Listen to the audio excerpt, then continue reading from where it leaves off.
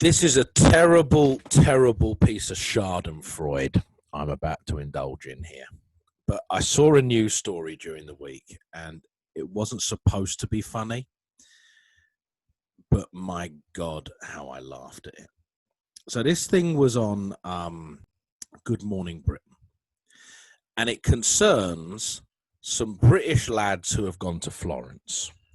And they've gone to Florence to teach English during their gap year.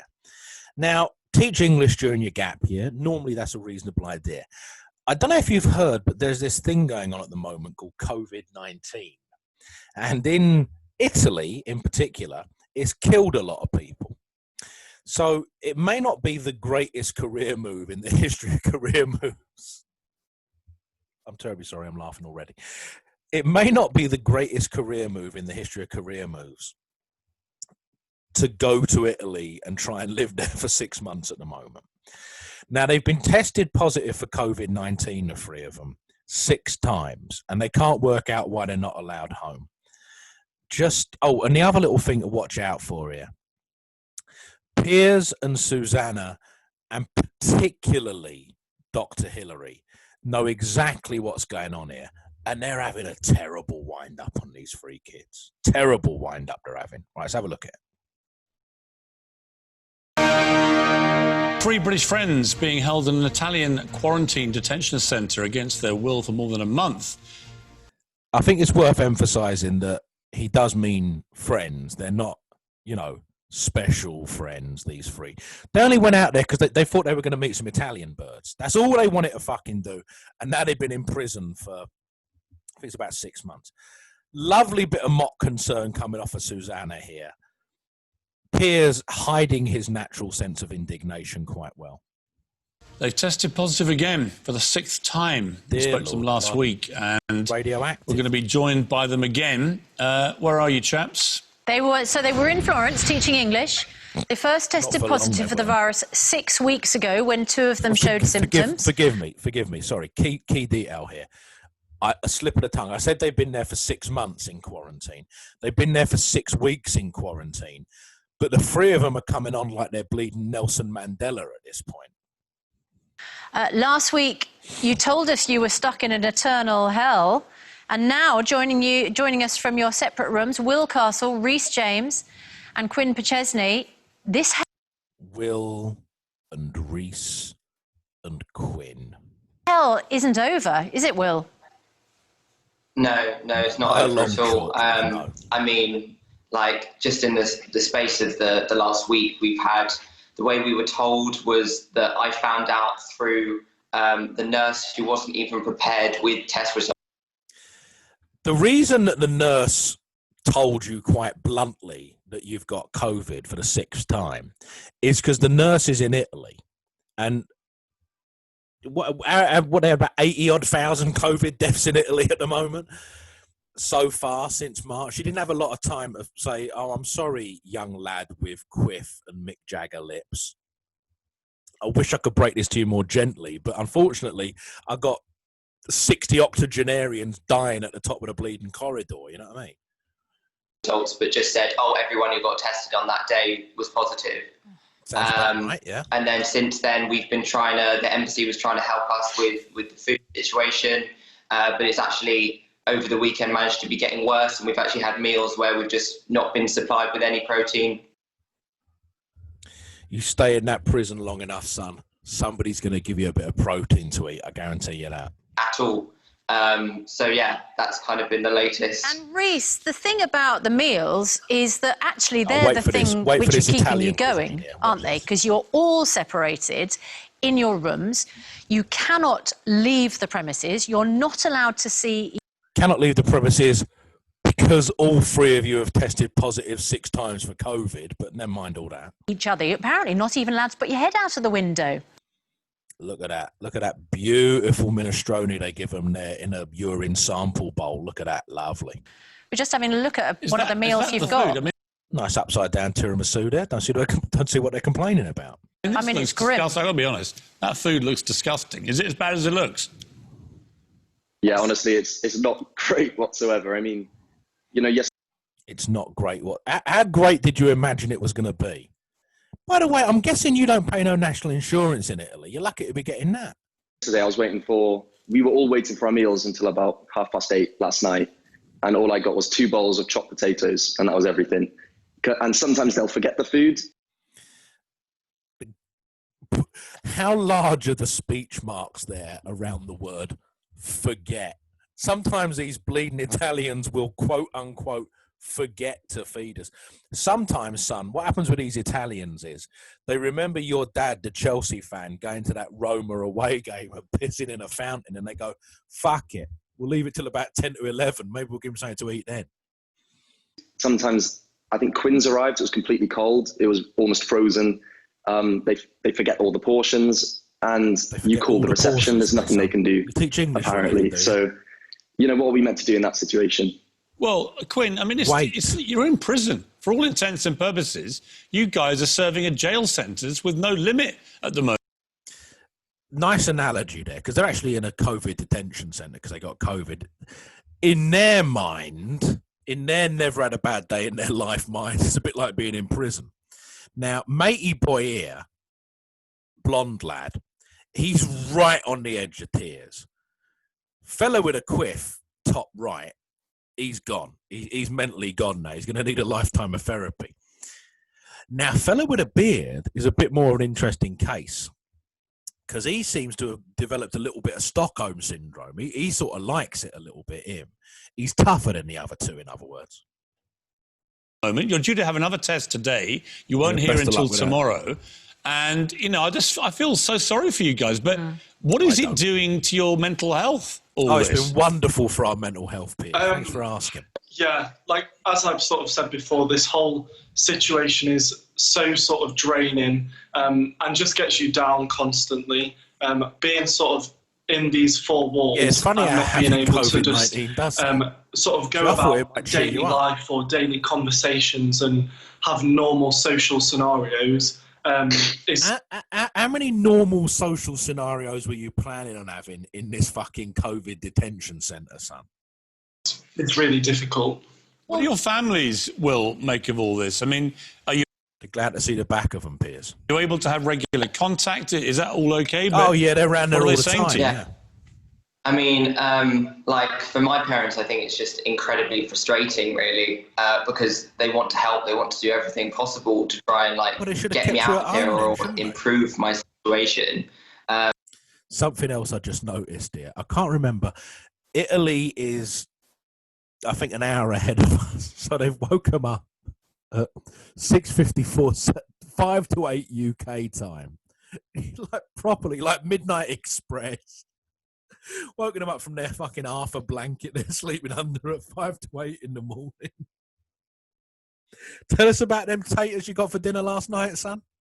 But it's just not proving possible currently. I mean, we have had some developments. I was able to actually have a personal conversation with my MP on Friday, and that was quite encouraging. MP, so far nothing has really changed. Do you know, Reese, do you guys know how long you could be there? I mean, what's the longest anyone's been in your position? Do you know? I mean, this is the thing. I didn't notice that. Hang on, can I go back a couple of seconds? I swear to God, the hairy one, because he realised he's on television, I swear to God he just checked his hair. Watch him again, watch. You could be there. I mean, what's the longest anyone's been in your position? Do you know? He flicked his. I mean, this is the thing. We keep making jokes about putting up our Christmas decorations because we really don't know. I mean, we know one lad that's been here for 3 months, and the doctors have told us it can be anywhere between 2 weeks to 12 months. The virus can stay in the system. 12 months? And so we really have no clue. Well, Hillary, let's bring in Dr. Hillary. Here we go. Why are they still testing positive? Hillary, we're following the hack story. Watch this. Now, Hillary, these two are having a wind-up. Hillary's having a proper fucking wind-up. Horrified by this, but what's the reality? How long does this thing stay in your body where you test positive? OK, so the PCR test will pick up fragments of the RNA in the virus for many weeks after somebody has become asymptomatic, after testing positive in the past or having symptoms. Hillary is, to the best of my knowledge, a trained, although no longer practicing doctor. Now, the only reasonable response Hillary can give here is, you've got COVID, there's fuck all you can do about it. They're going to keep testing you till you're either not got COVID or you're fucking dead. End of conversation. But he's giving it all this crap about enzymes and double bluff negative placebo tests and all that. He knows the score, but he's on telly. He can't let them know what's really happening. Symptoms. Here in the UK, you are asked, if you've had a COVID positive test, to self-isolate at home for 10 days after your symptoms started. And after that, as long as you've only got a dry, continuous cough or loss of taste and dry, continuous cough, smell, you can go back to your normal activity. No, they can't. Now, there in Florence, Will, Rees and Quinn are being told that whilst they continue to test positive, even though globally we know that the test can stay positive long after the virus cannot any longer be transmitted from that person. But how do you know that's the case for these three? They have to quarantine. And that doesn't make much sense. Well, Quinn, I mean, the irony is, as Dr. Hillary says, if you were here in the UK, you would have been allowed out after 10 days. Meanwhile, you are imprisoned for... That can't be right, can it? I get tested positive for COVID, I've got to go indoors for 10 days, and if at the end of that I still got COVID, I can go out. Boris needs to take control of that. 6 weeks with currently no prospect unless you get 2 negative tests being released. Well, it's like buying a lottery ticket, isn't it? Yeah, that's sort of so frustrating to think that if we were back in the UK, all of this would have been sort of finished like 4 weeks ago, really. If memory serves me, Italy was the first European country that went into lockdown because they had a massive wave of deaths, particularly among their elderly population. Meantime, we had the Cheltenham Festival where 80,000 people turned up, and Cornwall's just had the busiest summer season ever. So maybe these Italians know what they're doing when they keep these 3 Brits who are radioactive, when they keep them indoors for a little bit. Maybe Mario's got a clue on this one. Obviously, we're not in the UK, so this scenario is still happening and probably will continue to happen for many weeks, really. Is this happening across Italy? I mean, are you unique in this particular centre? How would they know, Susanna? They're only seeing a very, very small bit. In fact, they're not even seeing a small bit of Italy. They're seeing one room in Florence for an extended period of time at the moment. Or this particular city. Or does everybody in Italy who tests positive have to stay isolating until they get 2 negative tests? Particularly if they're foreign. Yeah, I wish that I could say we were sort of unique in this situation, but there's, just in Florence alone, there's 4 or 5 of these facilities that we're in full with coronavirus patients. Oh, yeah. So, yeah, we're not individual to what's happening in Italy. Guys, what would you normally be coming back to? I mean, do you have jobs, universities? What's your situation? Will, what's your situation? Yeah, you've got a brilliant job. It says here on your CV that you've got more COVID than any other fucker in the whole of Europe. When can you start? I mean, for me, I was aiming to come back and have a job in London. I didn't have one lined up. No one in the UK's got a job so now. From that perspective, I've been okay. But also, it's quite hard to find jobs when you can't tell someone when you're starting. And then Quinn was supposed to be at university. He was supposed to be starting this week, and he's had to miss that because of this. And then Rees was going to be like doing jobs just like me. So we've all kind of had our lives sort of turned around by this. Yeah. Quinn, where were you going to go to university? So I was meant to be going into my 3rd year as a trainee teacher at Bishop Grosseteste University in Lincoln. Yeah, and what have they said to you at university? I mean, obviously, can you do any studies online from where you are? Classic coming up here. I don't know whether... what have they said to you, the university? Given that you are essentially in nick at the moment, given that you're essentially doing a 24-hour bang-up, what have your university said to you? What do you think they've said, Piers? What do you think they've said, mate? Viral. So I don't have like my laptop or any resources. My laptop. He's got buds. Christ only knows where he's got buds from, the blonde one. I ain't got my laptop. I haven't even got my hair conditioner. I just have my phone, so it's really difficult to participate in any of the lectures or seminars. Bobby Sands so they pushed sort of some of my start dates back, and just kind of praying that this situation ends soon, really. Yeah. And Reece, I mean, you mentioned, you guys, you've been told it could be 12 months. I mean, when you hear something like that, what do you think you'd be like if you have to do 12 months of this? I'll do standing on me fucking head. I mean, it's ridiculous. They think, for mental health's sake, we can stay in our separate rooms and do this. Yeah, but for mental health's sake, if you wander out of that room and fucking kill 70 people just by walking past them, that ain't going to do their mental health much good either. For 7 weeks, let alone 12 months. So it is really disheartening. And you feel a bit neglected by the system. There's no real care or support. They've probably got them on a fucking nonce-swing. And God only knows what the nonce-swing is like in a fucking Italian bang-up. Given by the medical team here, by the staff. So, yeah, you just don't know what to do, to be honest. Do these interviews make any difference? Are they aware you're giving them? Are they getting any feedback from this? Yeah, I mean, we've had local Italian papers and journalists come into us for the story as well. like in Scum. What's his name? Archer. Like Archer in Scum. They've given him a daily paper. Unfortunately, it's in fucking Yugoslavian. Here you go. Here's your Corriere della fucking Sera. You're in Italy, pal. What did you expect?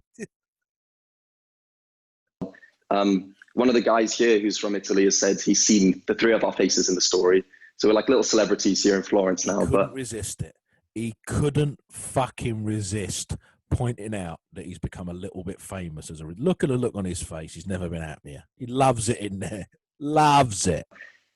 We're getting the coverage. It's just more so pressing onto the government to kind of do something to get us home. Otherwise, we're waiting for these. Because the government ain't got nothing better to think about right now. What with fucking Brexit and the COVID and the economy shrinking by about 70% every fucking day. They're very worried about this lad with a dyed hair. And the bowl of soup he's getting that isn't properly warmed. 2 negatives, which could be next week or could be in March. We really don't know. I know you've spoken to your local MP here. Are you clear on what the legal situation is? I mean, for instance, if you just, all three of you just went, we've had enough. Let me just go back a second. Because as celebrities go, Susanna seems a fairly down-to-earth woman. But this bit of advice she's about to give these three here, the Kardashians wouldn't bleed and come up with this, let alone Susanna Reid. Listen up. I know you've spoken to your local MP here. Are you clear on what the legal situation is? I mean, for instance, if all three of you just went, we've had enough, we're going to the airport, we're getting on a plane and going, what would happen? Well, I'm no international civil rights lawyer. But I'm going to go ahead and guess that if these 3 foreign nationals who have tested positive 6 times for COVID were to just pop down the airport and try and get a flight back to Luton, I think that maybe the Italian authorities might have 1 or 2 things to say about it. That's just a wild guess, Susanna. What they got a private chartered plane each sat on the fucking tarmac waiting for them. As far as we're aware, if we did that, we could be arrested, fined, and possibly banned from Italy. Arrested, fined, and banned from Italy. So let's explore that just for a moment. Fined, I'm going to go ahead and guess you ain't earning much money in this bleeding COVID detention gaff. So probably the judge is going to write that off. Don't worry about that. Arrested says to me you're going back into Nick, which is basically where you are now. Banned from Italy implies that you've left Italy and they're not going to let you leave Italy. But by the way, what you want to do is leave fucking Italy. So pick one and go with that. If we chose to leave the facility and attempt to fly back to the UK. To leave the facility. If the 3 of these had the option to choose to leave the facility, I'm going to guess they would have done it about 5.5 weeks ago. Can I make a constructive comment here? This is brilliant. Hillary's suggestion here. Can I make a constructive comment, says Hillary. I'm going to make a constructive suggestion. And what Hillary appears to me to suggest here is all three of them ought to quickly become qualified epidemiologists and sort of sort this out between the three of them. Here, look, we're all relying on the PCR test here, which we know picks up fragments of the virus when it's no longer possible to transmit it. It can't replicate anymore. It's a dead virus. That's just bollocks if you think you can fucking replicate it. What, are you an idiot? There is another way. But don't get me wrong. I mean, you could try all that. There's another way the three of you could do, locked up in this room with a bed and a Bible. See, what you want to do... It might be worth asking your local British embassy. Your local British embassy. Don't go asking the fucking British embassy in Auckland or anything like that. No. Ask the British embassy in Florence, of which there won't be one, by the way. The British embassy is in Rome, but put that to one side and all. About this culture test. So... Yeah, now you want to ask them about the culture test, you see, because what Italians love, if you turn up and try and infect the entire fucking country with a killer disease, what they love, your Italian, is he likes it if you say to him, no, pal, you're doing it all wrong. You see, you want to be doing a culture test. See, this is why you got all these fucking dead grandmothers and that, because you ain't doing a culture test. They'll thank you for it in the end. They really will. They'll thank you for it. You can take the virus, you can take a swab, and you can try and grow the virus So what you got to do, the three of you, right? You got to get a swab each, right? You got to take the virus. So, by the way, he's telling them they got the virus. A minute ago, it was, you could be testing positive for it and not have it, and don't worry about all that, you'll be fine. Now he's telling them that they've got the virus, so they got to put a swab up their nose, wherever you're bleeding, put a swab, and make sure that they get a bit of corona on the end of the swab so that they can say to the Italian, look, I've got my corona on the end of the swab here, let me go home. Oh, don't freeze on me now. A culture. It is more difficult to do than a PCR test. It takes longer, but it's the only way of telling. The one thing they don't want to hear right now, these three, look at them. The one thing they don't want to hear is, now this is going to take a little bit longer. The virus is capable of replication, in which case it's still alive. If it isn't still alive, then you're no longer infectious. So I would... So they got to find the COVID with a swab to make sure there's COVID on the end of the swab. So they got to have COVID to find that, presumably. But when they find it, they got to wave it around under the nose of some Medicale Dottore or whatever the bleeding hell they have in Italy, and say to him, no, don't worry about it. This COVID I'm waving around under your nose, it ain't proper COVID, it's dead COVID. By the way, I've got 6 positive tests and Dr. Hillary told me I'm fine.